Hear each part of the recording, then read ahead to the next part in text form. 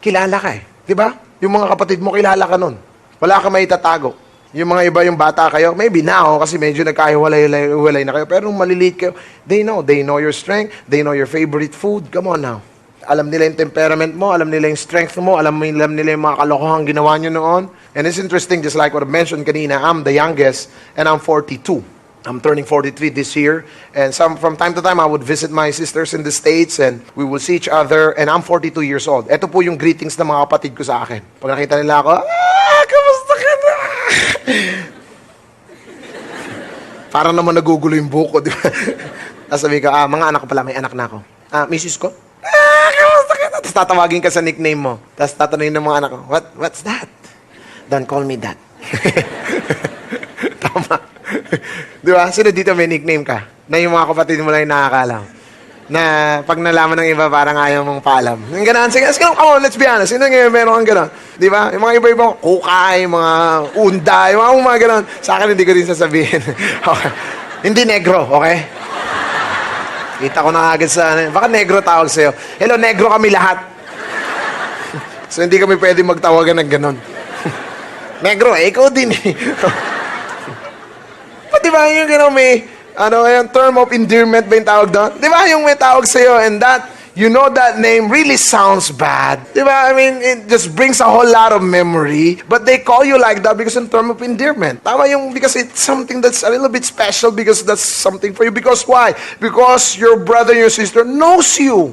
Tama po ba? Nandun habang lumalaki ka, na-realize mo lahat ng mga pinag-aawayan, yung mga bagay, wala naman palang kwenta. Di ba yun yung mga usapan eh? Pag nakikita mo yung mga kapatid ko, tas we were fighting for this stuff and now we're just laughing about it. Pero nung unang, di ba, pero that time, importante yon kung sino yung makakakuha ng leg tsaka ng thigh. I mean, sa amin lahat, gusto yun eh. Lahat leg. Chicken legs, pag fried chicken, patayan yun kung sino unang makakakuha. Sino dito umabot kayo ron? Kaya pagkainan ka agad, nakahawa ka na agad. Hindi pa nagsisimula, nakaganyan ka na sa mesa, okay? Walo kami, imaginein mo. So pag nahuli ka sa pagkain, ubos. Okay, kaya pag sinabi, kaya na! Tapos hanapin mo na yung gusto mong parte. Pag fried chicken, yun yung nagkakagulo lahat eh. I mean, if you're kids, fried chicken is fried chicken, right? So parang ngayon, ganun pa rin naman. So sinasabihan lang naman tayo ng doktor, huwag masyado. Pero pag upo mo na, hawakan mo na agad, mine. May iba akong ginagawa, pero medyo gross eh.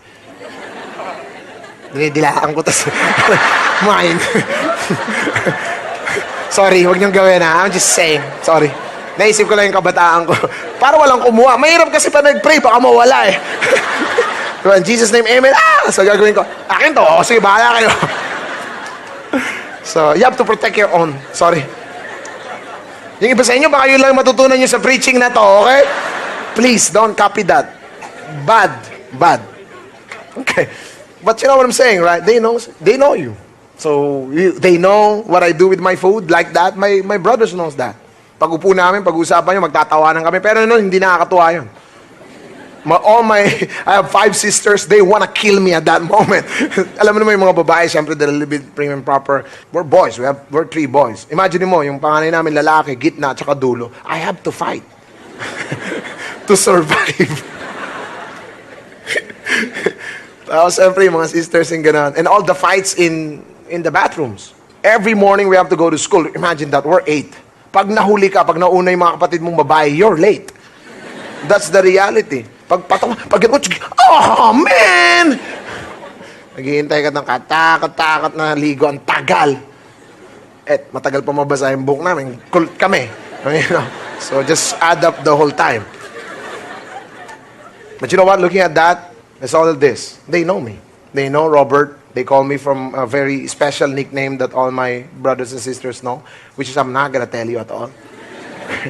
Anong kinisip niyo? Sana sabihin niya, no, it's not gonna happen. But they know me. Yun din, dapat yung mga kaibigan mo, kilala ka. Dapat transparent sila sa'yo. Dapat sinasabi nila yung nangyari nila sa buhay. Kung 10 taon na kayo magkaibigan, tapos hindi mo man lang kilala kung sino yung mga kapatid niya, gano'n, sino yung mga magulang niya, is that really a friendship? Pag tinanong mo, ay, kamusta?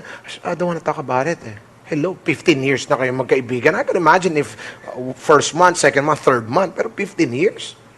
Same. A friendship on that capacity, and also on this friendship where you're thinking, okay, I'm looking at this in a context of maybe this will be a relationship someday. Kilala mo ba talaga yung tao na yun? Or hindi talaga?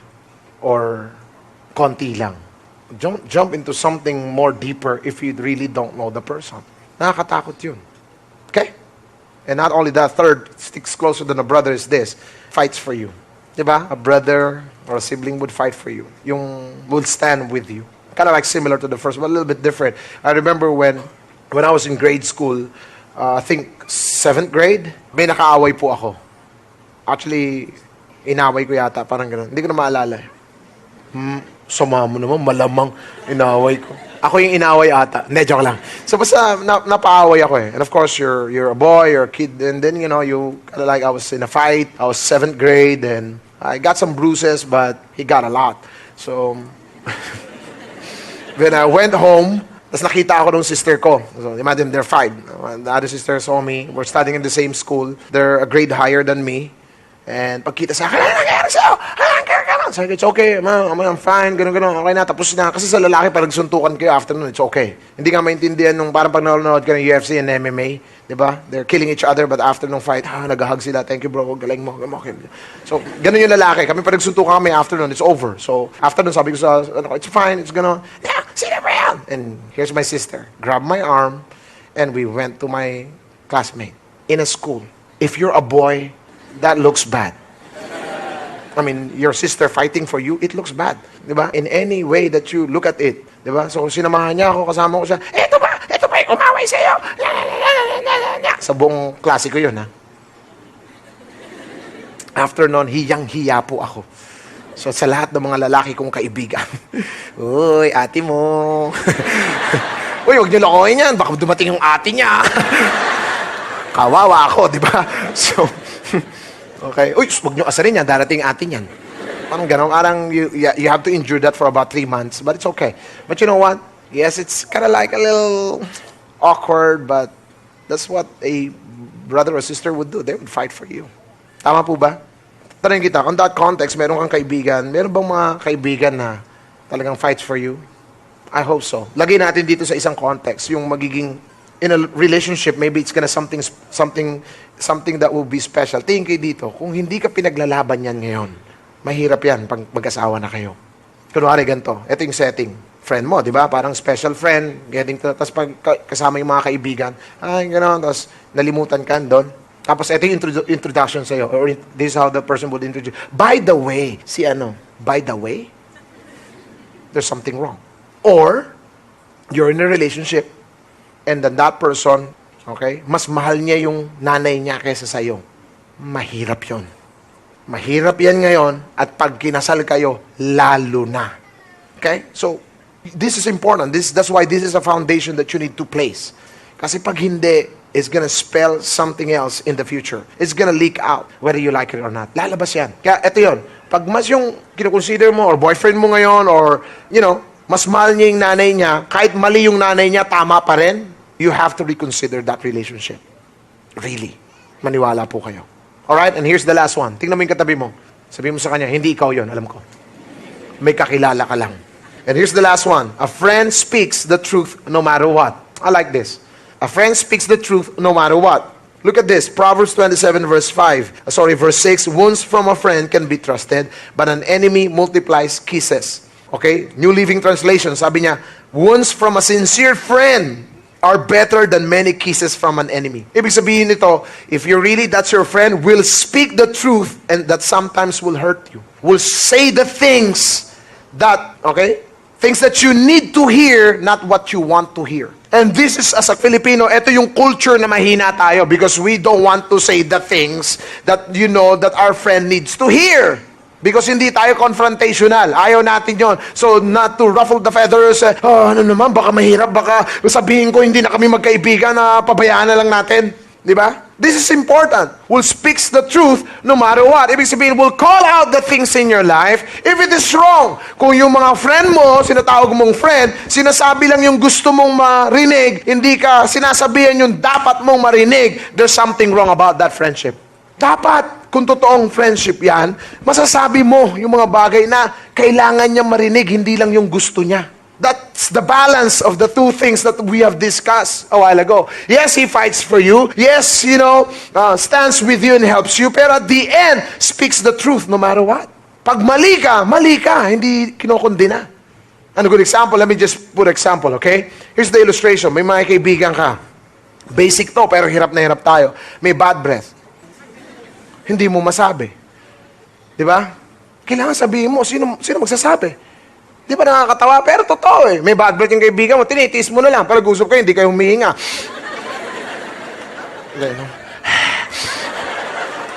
Or pag nag-usap kayo, konti-konti. May sipon ka ba? Konti. Di ba? Hirap na hirap tayo. Eh kung totoong kaibigan ka, hindi ka lang nagsasuffer. Yung ibang pang mga kausap niya. Kaya nga pag nasasalubong sa office, namala, eto na naman siya. Kaya pag may presentation, dinadalian, hello! Sabihin mo, sisipilyo ka ba? Bro? Sino magsasabi sa kanya? Ako nasipilyo. Palitan mo yung toothpaste mo, hindi nag-work. Di ba? Sino magsasabi? Or may BO, may body odor. Sabihan mo. Di ba? Pag nag-uusap kayo, naamoy mo naman, di ba? Parang may nagbukas ng sibuyas doon. I mean, come on. O binuksan yung malaking chippy. Chippy, no? Sabihin mo, medyo, tabi mo. Huwag mo i-correct sa lahat ng mga kaibigan mo. Bro, may BO ka! Hindi ganon. Speak to, tabi mong ganon. Bro, medyo, nakamoy. Ano?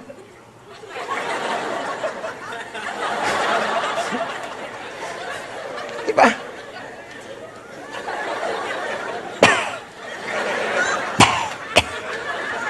That's a way to say it.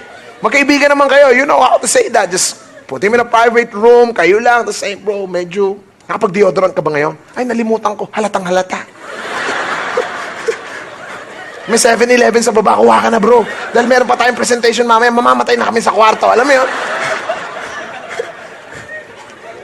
Kaya pa nagmi-meeting ka, ikaw pa naman yung boss. May question? Wala po. Labas na po tayo rito.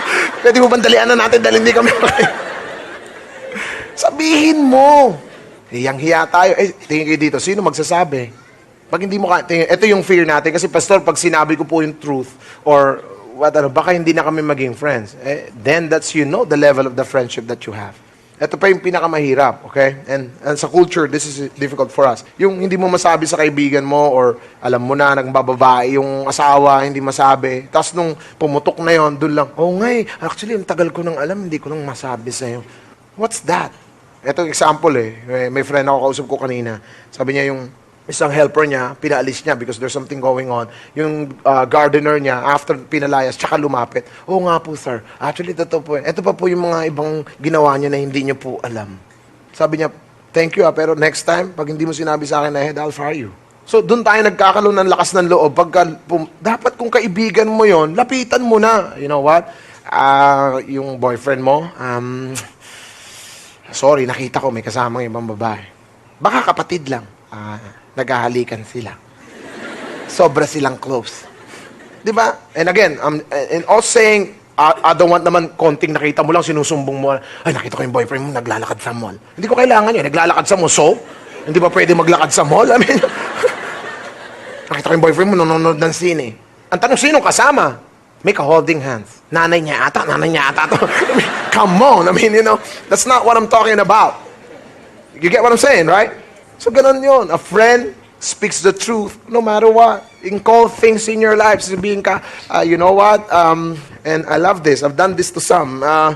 Bro, I love you as a friend, but I think the way you're speaking to your wife is not nice. After pulling that person aside, the way you're speaking to your wife, I think it's degrading. We were having dinner and the way you spoke to her, it's not nice. Now, maybe this is the first time that I've seen that. I don't know if that's going on, but bro, it's not really nice. I think your wife was embarrassed with the jokes that you've said. Dapat may magsabing ganon. Nakikita mo, nagdi-dinner kayo, nagjo-joke, pinagtatawanan yung misis, ikaw tawa ka rin ng tawa. Ikaw ba yan? Mali eh. Ako pag gano'n, hindi ako tatawa. Bakit nakakatawa? Dinidegrade niya yung misis niya, tatawanan ko. I cannot do that.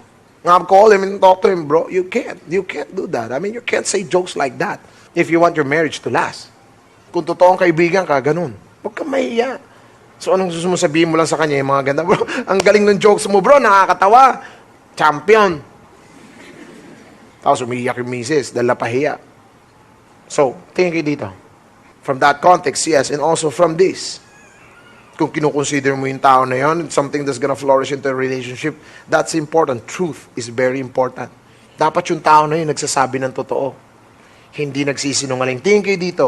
Kung boyfriend mo na yan, or MU na kayo, mag-un. And nagsisinungaling sa'yo yan. Pag mag-asawa na kayo, magsisinungaling yan. Do you think by getting married, that person will tell the truth? No.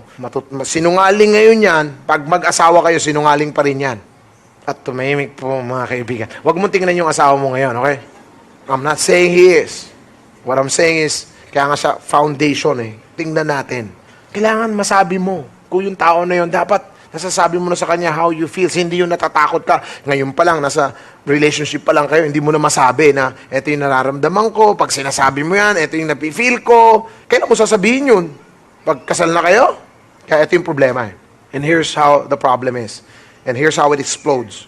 Magkaibigan kayo, naging kayo, maging asawa kayo. Lahat ng problema mo, hindi mo sinabi, kinimkim mo lahat. Usually, that's the situation. They're putting it under the rug, as people would call. And then ngayon, pag nag-away kayo, sabog. Babalikan mo. Di ba? Nung first year pa, nung tayo pa lang, ginawa mo sa akin to. Nung ating engagement, eto yung ginawa mo. Nung honeymoon natin, eto. Nung first year natin, eto. Yung second, yung third, yung fourth, yung fifth, ganito. Tapos yung asawa mo pa, too much. Sabog eh. Ganon din yun. Balikan mo yung friendship. Ganon din. Ang dami mong gustong sabihin sa friend mo, hindi mo masabi. So ngayon, nag-away kayo, doon mo lang lahat nilabas. Unfair. Actually, ayaw naman talaga kita eh. Bad bread ka, biyo ka. Unfair. Here's what. Let me ask you this question. Alright? Sino dito, gusto mo magkaroon ng kaibigan na ganon? Okay? Ano yung number one? Who helps? Okay. Ano yung number two? Ganon yun. Jaju. Okay. Number three? Jiju. Okay. So, sino dito gusto mo magkaroon ng kaibigan na gano'n? Yung tatlo. Okay, taas ang kamay. Really, be honest. Okay, good. Let me ask you this question. Ganyan ka ba? Yung iba, yes. Yung iba, yes? Yes. I mean, that's the goal, isn't it? To be like that. And tingin kayo dito, mahirap eh. Kung tayo lang. Kaya kailangan natin si God eh. Kasi kung babaguhin mo yung sarili mo, ang hirap eh. Tingin kayo dito, ma-express lang natin yung totoo na yun pag na-experience mo na totoo sa buhay mo. And I think that's what God is all to us. Helps us, tama? Sticks closer than a brother. Tama? And speaks the truth in love. Pag na-experience mo yun sa buhay mo, madaling pakita rin sa ibang tao. Pero on our own, mahirap gawin yun. Bakit? Babaguhin mo yung sarili mo, ilang beses ka na nagtangka. Hindi mo naman nabago eh. Di ba? Next year, ganito na ako. You could wish it all you want. But only God could change us because He's the one who made us and no one else. Amen? I want everybody to stand up and we're going to pray. Heads bowed and please and eyes closed. Lord, thank you for your word today. Looking at that, Lord, we realize, number one, just like what we have said a while ago, that it's a contrast. Contrast that wise sayings, wise principles that we need to look at. And Lord, also look at that in the context of where we are at. As a friend, number one. Lord, I pray, God, that help us by your grace to do that, to be a friend that helps, stick closer than a brother, that accepts, knows, and fight. And also not only that, Lord, speaks the truth no matter what. Teach us. Teach us, Lord. Heads bowed and eyes closed. If you're here and you are praying, Lord, gusto ko magkaroon ng mga kaibigan ganon. Lord, surround me with people like that. I want you to lift up your hands and let me pray for you. Na, yung sabi natin kanina, surround me with people, Lord, like that. Would speaks the truth, helps me. If that's you, just, and sticks closer than a brother. And as you're lifting up your hands, I also want you to pray. Sabi mo, Lord, make me one to my current friends right now. By your grace, because I can't do it on my own. Lord, tulungan mo po kami. Lord, I pray for these people lifting up their hands, Lord, including me. Lord, I'm praying, God, you surround us with friends like that. Lord, bigyan mo po kami ng mga kaibigan na magiging totoo. Tatayo na kasama namin. Lord, and will speak the truth. Na sometimes, I know, Lord, masasaktan kami. But Lord, tatanggapin namin dahil makikita namin, Lord, mahal nila kami. And that's like who you are to us. Lord, you speak the truth sometimes sa buhay namin when you read your word, and sometimes, God, masakit, but because you love us. And also, Lord, you help us every time and again, Lord, we have prayed and asked for help. Kahit, Lord, kung nasaan kami, you've always stood with us and answered our prayers. Panginoon, marami pong salamat. And also, Lord, not only that you are closer than a brother, Lord, but you are our Father. Maraming salamat. Lord, thank you for these men and women lifting up their hands. Surround us, Lord, and let us be a friend like that to our friends as well. Lord, thank you. We honor you. In Jesus' name. Amen. Amen. Amen. We hope that you were inspired by this message. For more messages, visit us at victorypioneer.org.